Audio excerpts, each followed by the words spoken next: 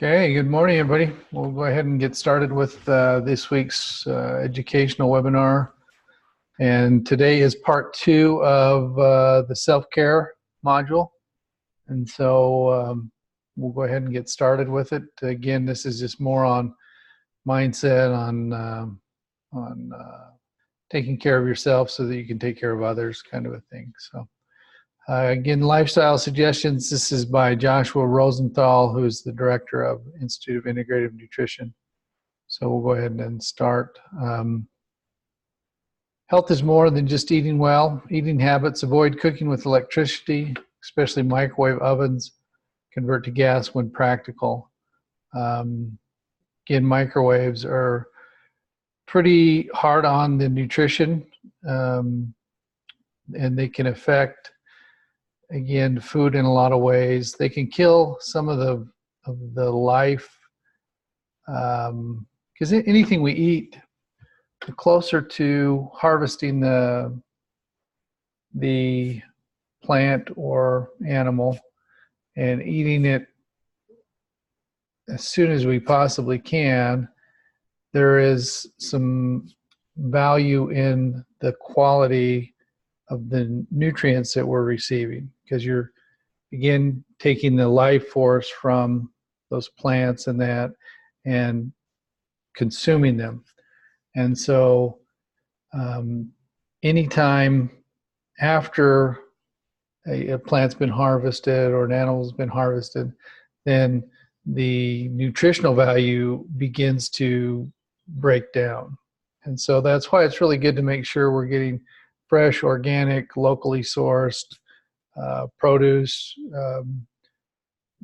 and meat products as well. You want to kind of get it as close to the source as possible, and that way the nutrition content's always going to be the best. And a good way to kind of visualize that is, again, just thinking that you're going to be taking the life force of those plants and food products, and you're going to be assimilating them into your own life. So you want to make sure you're getting fresh foods.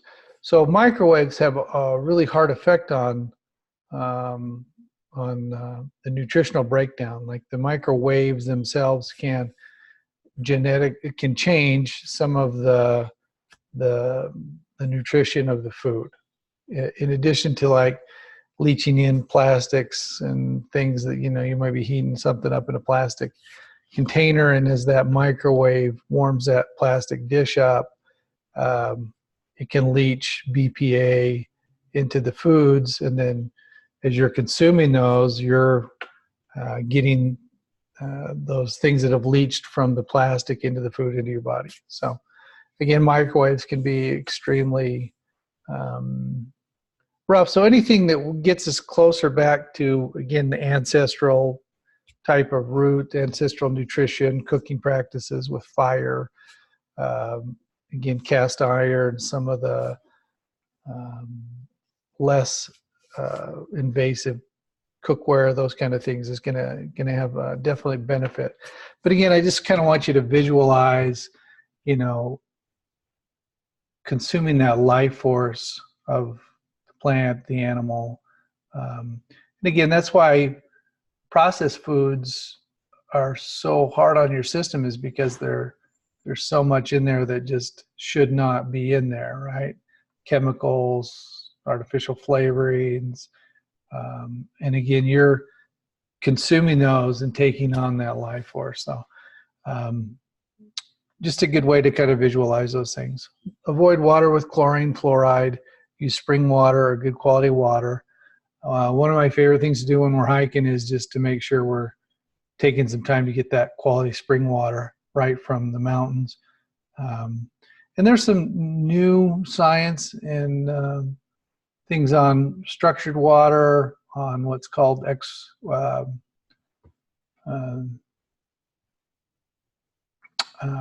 water, just that it's structured differently so the cells take them up differently. And water that's been exposed to like movement, sunlight. Some people are doing like water charging stations. Paul Chek's got some really neat stuff on those.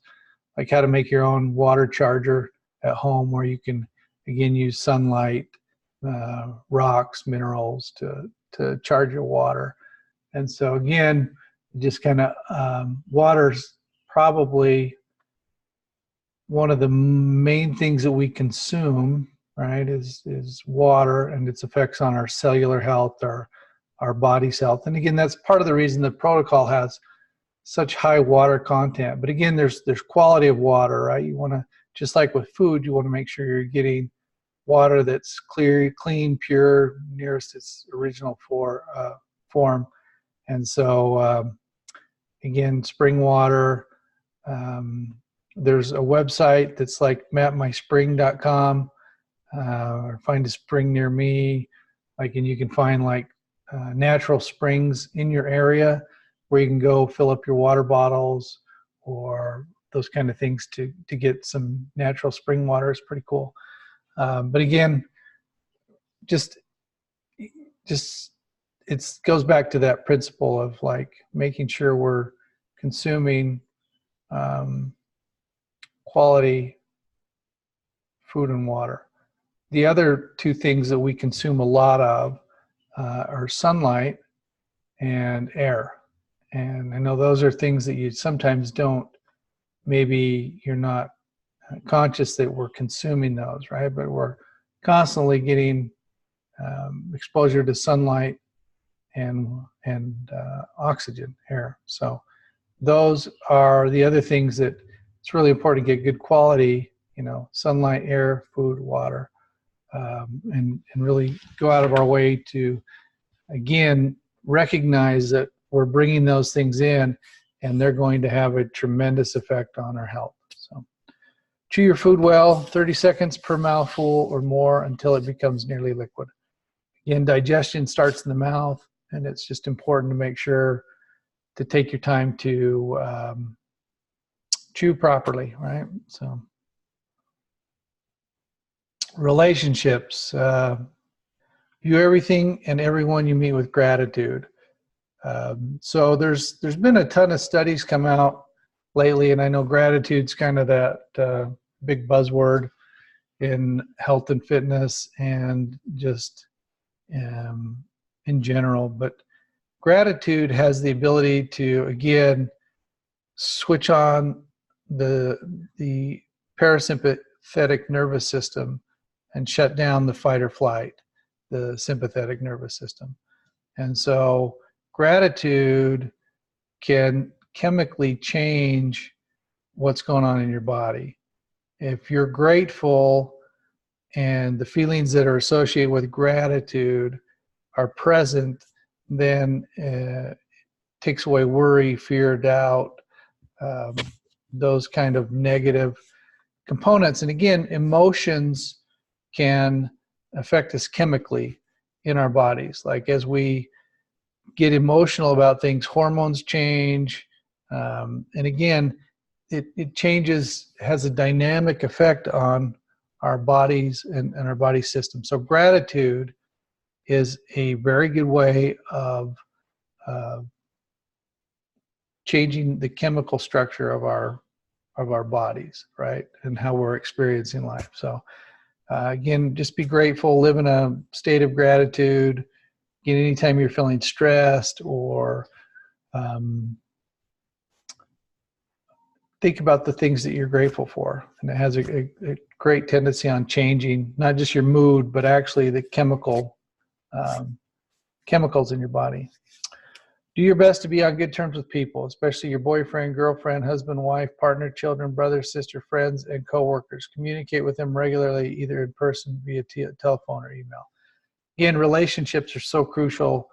You can eat all of the healthy foods you want, get all the clean air, sunlight, water, great foods, but if your relationships are toxic, then your health is going to suffer. And vice versa, if your relationships are good, even if you're not eating your best, you're still going to be in a better state of health. So it's important to recognize the effects that good relationships have on our health and well-being. So again, those that are closest to you, go out of your way to acknowledge them, make a deposit in your emotional bank account with these people. One of the books I read recently is called Warrior by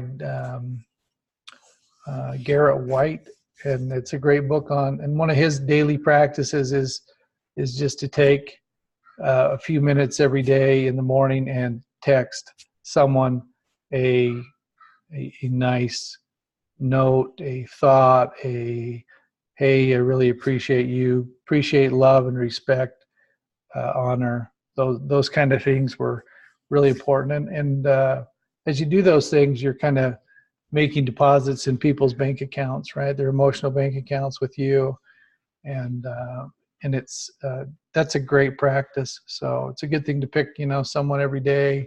And again, it doesn't have to be long, doesn't have to be much, but it's just I love, appreciate, respect, honor, grateful for, your contribution in my life. And as you give those things, you'll find that you will get those things in return, right? If you lack love, if you lack understanding, if you lack friendship, if you lack kindness, if you will give those things out, they will be returned.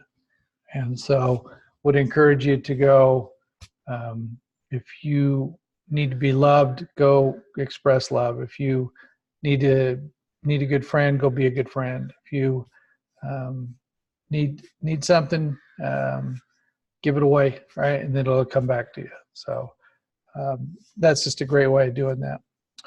Who you are not on good terms with, identify those, and how can we turn an enemy into a friend? How can we improve those relationships? Live happy, focus on what is new and good, right? That's I love that question. What's new and good in your world? What's new and good in your life? And again, to help focus on what's positive. Hygiene. To increase your circulation, scrub your entire body with a hot, damp washcloth, which we covered that in last week's self-care module. Avoid wearing synthetic woolen clothing directly on the skin. Wear 100% cotton as often as possible. Again, natural fibers. And part of the reason, again, avoiding chemicals, perfumes, cosmetics, use natural toothpaste is, even with the diet, we really restrict kind of that exposure to other outside sources. Like we really cut down on lotions, perfumes, those things that are absorbed through the skin and can affect weight, can affect hormones,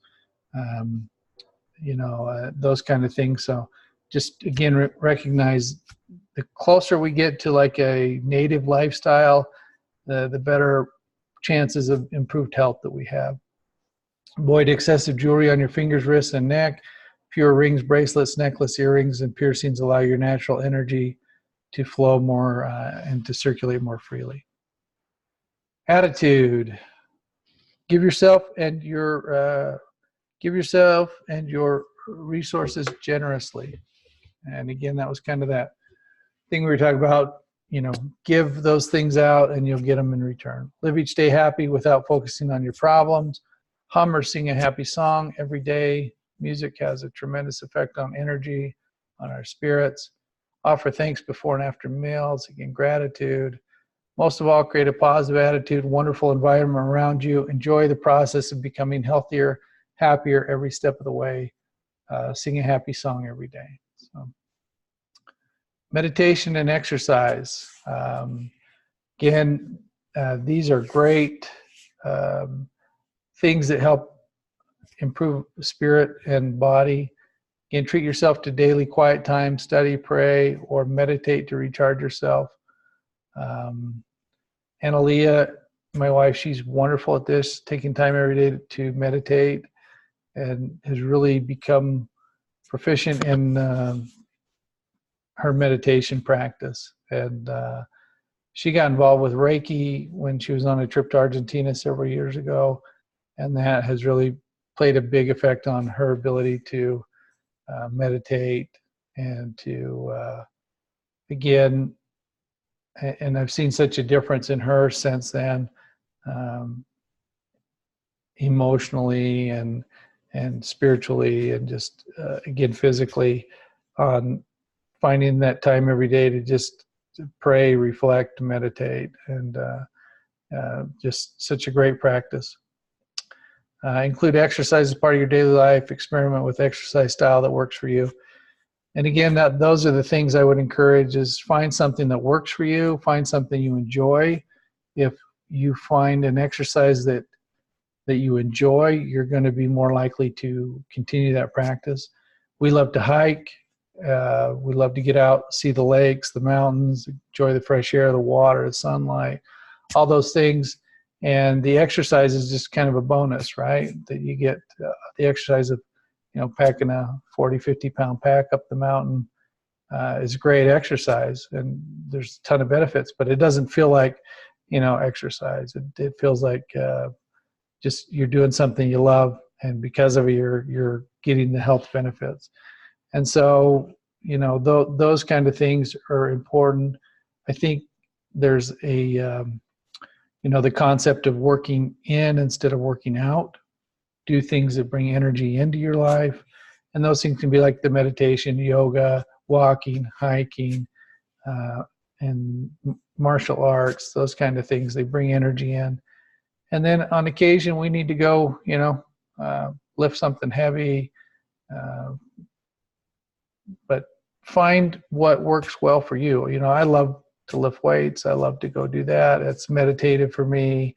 It's a way of staying stronger and preserving muscle mass, which is important for men and women, and something I've enjoyed since I was a kid. So for me, that's, again, somewhat meditative and a great exercise. But I love to, most mornings I'll go hike the mountain behind my house, run down. And again, it's just that I love to get out. I love to see the sun rise in the morning, help set my circadian clock, my circadian rhythms. I love to get those endorphins going in the morning. I love to do it on an empty stomach, so that, again, I'm tapping into my fat stores, those kind of things. Like there's certain things that I just love to do and bring a lot of joy and happiness, and exercise and meditation. And they can be somewhat done simultaneously. Again, for me, hiking, running, there's a cognitive benefit. There's a spirituality with those things as your body experiences those endorphins, as you again get to get out and see the sunrise, you get to experience those things. Like, it's meditative. It's definitely beneficial. But find something that you love to do. Find something you enjoy doing. Find something that you can sustain. Again, just like the food aspect, once we transition down to phase 4, we have to find something that works for you and works within your lifestyle and the things you enjoy and love doing. Otherwise, you're not going to sustain it. It will not be sustainable. So, home practices. Again, your environment. Keep your home in good order, including kitchens, bathrooms, bedrooms, living rooms. You are your home. If possible, include large green plants in every room to an office to freshen and enrich the oxygen content in the air. Minimize television watching, or keep a good distance away from the TV. Again, just, little things you can do to, like, improve your environment, improve the things you're exposed to, not just food-wise and things like we've talked about, but also what enters your mind, what enters your thoughts, those kind of things. And so just, be cautious of what you allow into your mind. So these are some great practices. Joshua does a great job of, like, teaching these things and that. So, but great things. So our next slide is on live in the flow of abundance. And so there we go. We'll just go ahead and go through these slides. Again, it's that mindset of living in a world of abundance, right? Where things that you want and need to have happen, like just having that mindset of not being in a mindset of scarcity, but being in a mindset of like abundance. So you have power to live in the flow of abundance all the time. Without end, it's available to you. Abundance is a feeling of plenitude, the sense that any desire you could possibly have is handled. Live in a state of remembrance. The problem is society's notion of lack and scarcity. We live in a world that constantly sends us the message that we're not enough, we're not pretty enough, we're not smart enough, not fast enough, not wise enough, not young enough, we're not old enough. It's always that, we are not enough. It's that lack and scarcity mentality. The solution is to choose abundance. We need to remember who we are and commit to remembering that every single day. I'm not buying into this cultural story of scarcity anymore. I'm not defined by my parents' belief systems. I take responsibility for myself, for my future, for my destiny. I decide who I want to be and how I want to be. I choose abundance. 3 steps to remember to align with the flow of abundance. 1, sacred discipline. 2, turn up the trust. And 3, living as if it's already happened, right? So sacred discipline. Be a disciple to yourself in whatever you're creating. Value the ability to create what you want in your life. Feed your body, mind, and your soul. So you got to find something you love to do, right? So many times we end up working in places that just suck all the energy and life out of you because that's what you're expected to do. That's what society tells you should do. Is you got to seek out security. You got to seek out those safe things. Now, there's some truth in those things, but you need to follow and be authentic to yourself, right? Follow your passions, follow your dreams. Do those things that bring joy and happiness into your life. Follow your passions and things will happen for you. So 2-part of sacred discipline, the basics: food, sleep, hydration, and exercise, soul food, self-care, and spiritual practice. Those are the things we talked about in Joshua's slides. But again, being disciplined in seeking those things, making yourself a priority, making yourself, investing in yourself, in the food you eat, the air you breathe, the things you expose yourself to, those self-care practices that we've been talking about the last couple of weeks. Again, you're worth it, and you need to be able to show up, right? A lot of times we're always worried about, I don't have time for me because I got to take care of everybody else. But if you don't take care of yourself, sooner or later you find yourself in a position where you are unable to take care of others. And, I saw this a lot with my mom growing up. Mom's such a sweet soul and always was too concerned with everybody else, and always kind of left herself as not a priority. And so any time and effort that she could be spent on herself, she felt like she had to be given to other people. And then because of that, her health conditions deteriorated so much to where, she no longer can contribute. She no longer can enjoy her grandchildren or her children. And it's sad because, she spent so much time giving that and never really taking care of her own self. So again, make yourself a priority, even though it's going to be hard for some of you to give up that role as caregiver for the world. But, again, if you're going to continue to do that on any level of longevity, you need to really focus on taking care of yourself first. So step 2, turn up the trust. Trust that everything is happening exactly as it meant to. Life will bring you the right people at the right time. Perfect experiences are unfolding in divine timing. So you got to have a little bit of faith. You got to go out there and recognize that you got to kind of step into the darkness, right, before you can see the light. And just to recognize as you trust and have faith in God, the universe, in yourself, whatever you'd like to believe in, like, just know that as you take those steps forward, that things are going to happen, and they're going to happen when they should, how they should, and in a way that's beneficial for you as an individual. 2 ways to cultivate more trust in your life. One is the sacred box. So it could be called the God box, trust box, faith box, universe box, divine box, or higher self box, however you guys want to define that box.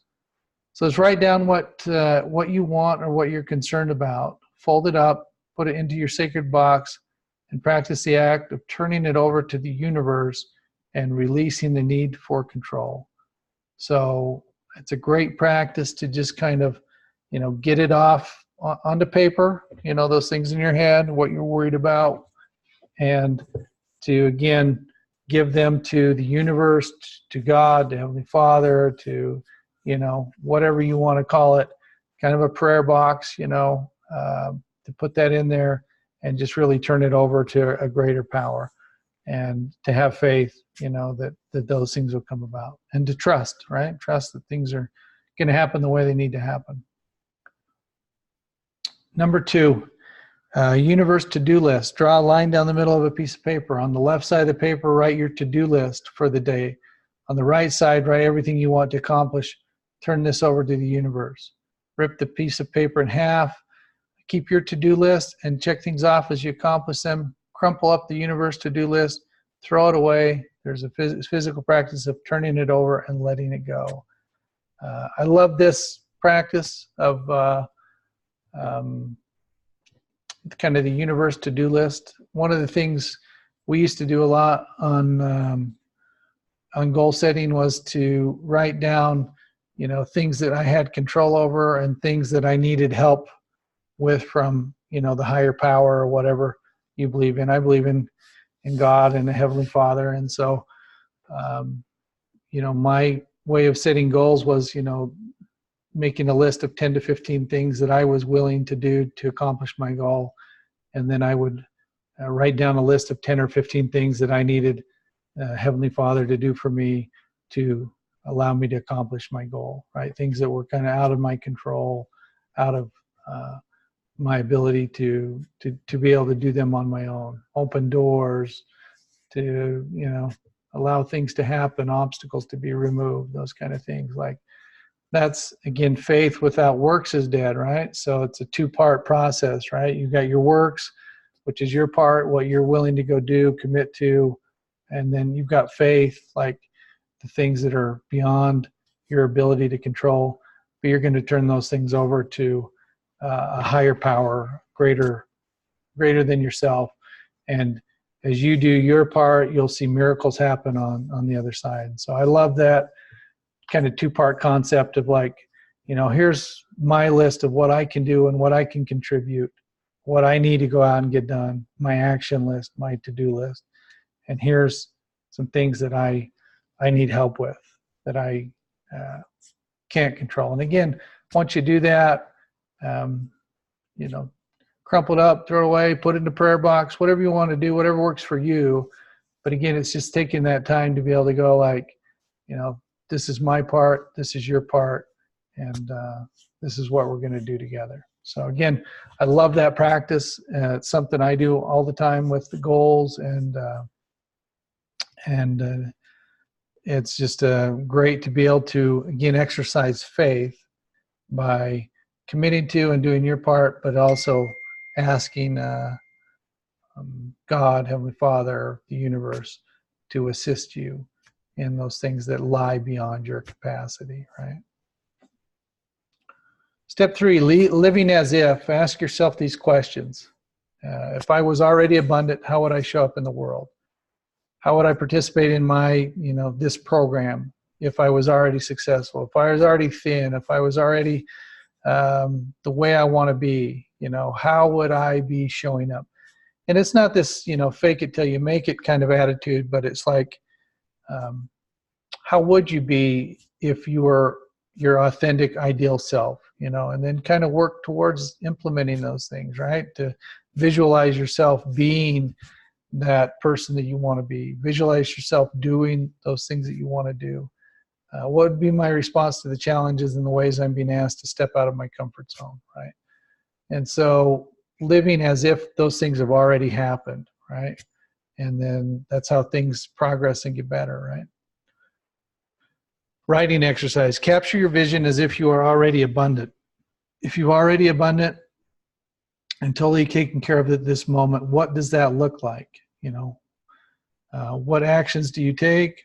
How do you show up for your programs or your job or your life, your kids, your family? How do you show up for those things? How do you feel? What things are you getting rid of, throwing away? What are you buying? What are you saying yes to? What are you saying no to? You know, visualize, write those things down, do a vision board of, you know, what does it look like for you to be successful and be the person you want to be? Write down your one abundant act that you will commit to. So again, we have this program we do with some of the friends of mine. It's called Wealth Wednesdays. And so what they do on Wealth Wednesdays is, again, it kind of goes back to that.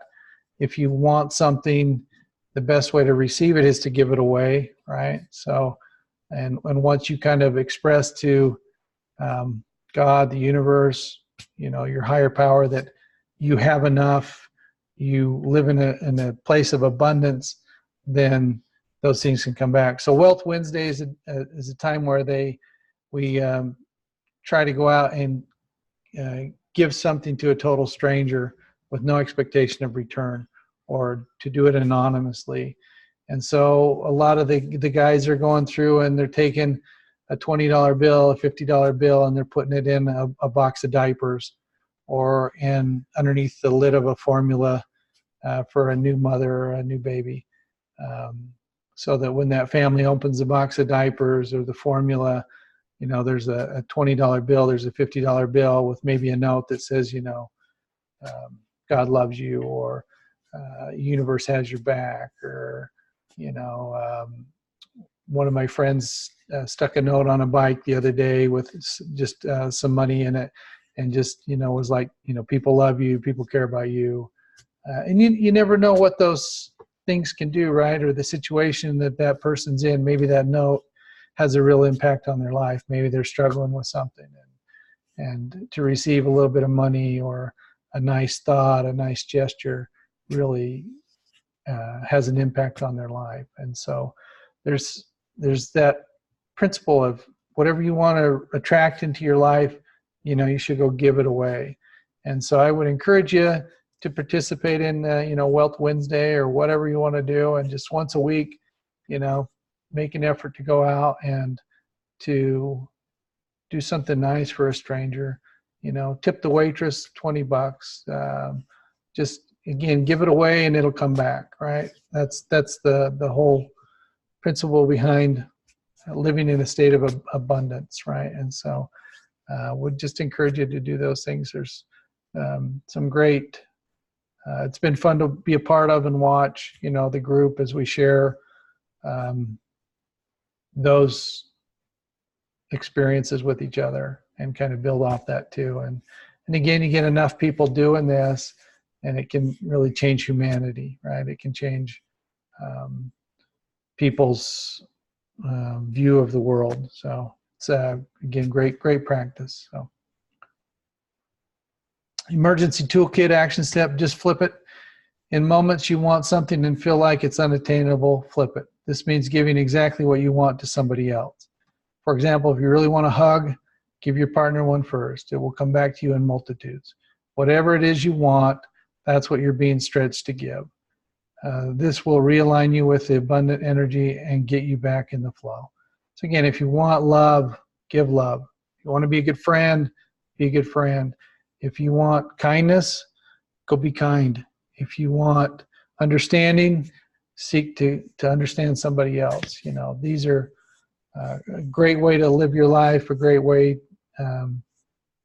to show up in the world, right? And so we just encourage you to continue to do that. So next videos, wish list. Writing a wish list is a great way for you to go to let go of societal ideals of what your life should look like and connect with your deepest desire for your future. In a journal or notebook, write down the elements that are most meaningful to your future, such as relationship, children, career, health, spirituality.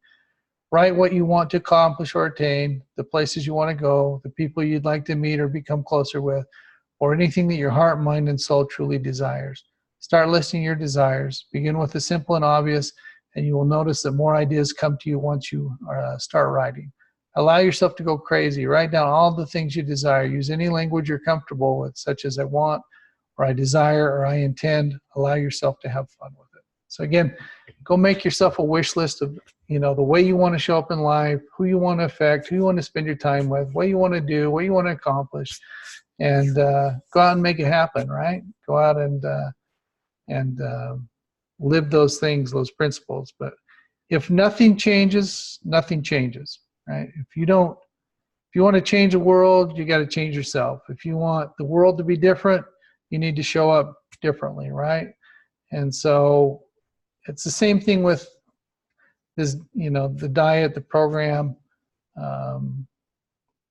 was the same thing I found in my own life, that I knew I needed to make a change, right? I had to consciously recognize that if I didn't change the way I was living, eating, the way I was showing up in life, that nothing was going to change, right? And the outcome of that was going to be, obesity, health problems, lack of being my best self, lack of time with my girls and my wife, and again, if you want change to happen, you need to make change happen, right? You need to go out and make it happen. So that would be my suggestion for you.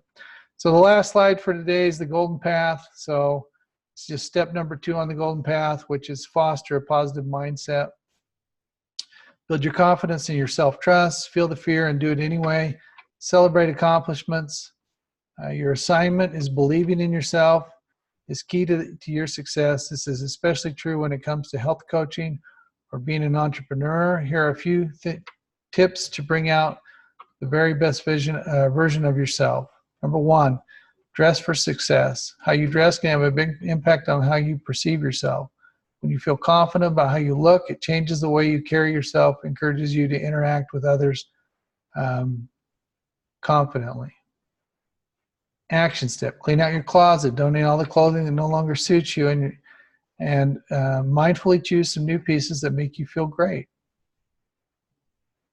Step number 2, walk this way. Walk with energy and purpose. Allow your body to invigorate your mind. Practice makes a conscious effort to strut. Even when you're feeling down or discouraged, stand tall and smile. Be thankful. Having gratitude for all the positive components in your life will allow you to focus on what you have rather than what you don't. And then action step: write a list once a week of everything you are grateful for. Loving relationship, personal success, your health. Let it guide you through the following week. So again, these are the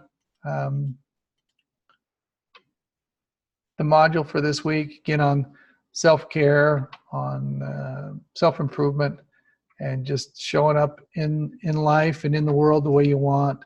And sometimes, it's it can be scary to change, right? Get out of your comfort zones, those kind of things. And it's, but people need to know you. People need to be able to experience everything you have to offer. So I would just encourage you to look for ways to be your best self, to show up in life the way you want, to again have that mindset of abundancy, to give those things out that you lack and want more of in your life, to participate in Wealth Wednesdays, to again be conscious of the things you're taking in your body, your mind, your spirit. Find time to meditate, to pray, to reflect, get some fresh air, some exercise. These are all lifestyle principles that are going to have a dramatic effect on your health. So again, for those of you who are the constant caregiver, just recognize that at some point you need to take care of yourself in order to continue to do that for others. I know I work with such amazing people on this program, and it's a joy to see the changes that people make in their lives, and to see the wonderful people that we have as part of this program, the love they have for their family, and almost all of them are givers, right? They're people who have neglected their own health to contribute to others and to be there for everybody else but themselves. And so I just want to encourage you to, again, take some time for you and to be who you want to be and show up how you want to show up.